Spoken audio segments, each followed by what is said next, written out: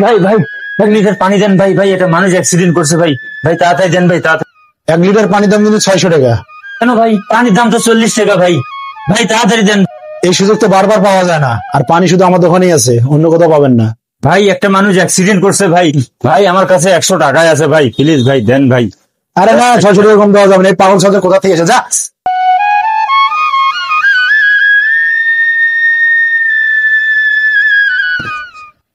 ভাই আপনি কিন্তু কাজটা মোটেও ঠিক করলেন না।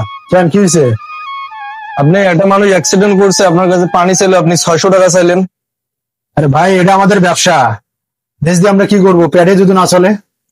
আপনাদের মতো কিছু এই ব্যবসায়ের কারণে আজকের দেশটা আমাদের অধপতন, বুঝছেন? ধর মিয়া, দেশ দিয়ে কি করবো, পেটে আমাদের বাঁচে না। এটা তো ব্যবসা টেকনিক।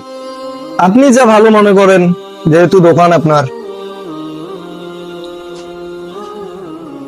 এবার এতে হবে, খরচা পানি করা লাগবে। তো থাক, আসি, বাজার থেকে আসি আগে।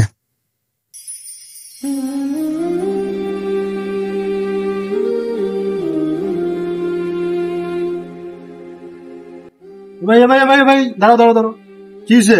ভাই অ্যাক্সিডেন্ট করছে ভাই। আরে এটা তো আমার ছোট ভাই। হায় হায় রে, আমার ছোট ভাইয়ের কি হলো আল্লাহ। 1 লিটার পানি চাইছিলেন, দিলেন না, এখন দেখলেন। আরে বলবেন না যে আমার ভাই। ও নিজের ভাই এখন ভাই না? হ্যাঁ, আর মানুষগুলো কি হয়েছে? হ্যাঁ থাকেন, আমি একাই মেডিকেলে নিয়ে যাবো। হায় হায় রে, কি ভুলটাই না করলাম, শুধু টাকাই ছিলাম, এই জন্য আজকে আমার কপালে এই অবস্থা। আসুন, সব ক্ষেত্রেই ব্যবসায়িক চিন্তা ভাবনা বাদ দিয়ে মানবিক দিকটা আগে দেখি।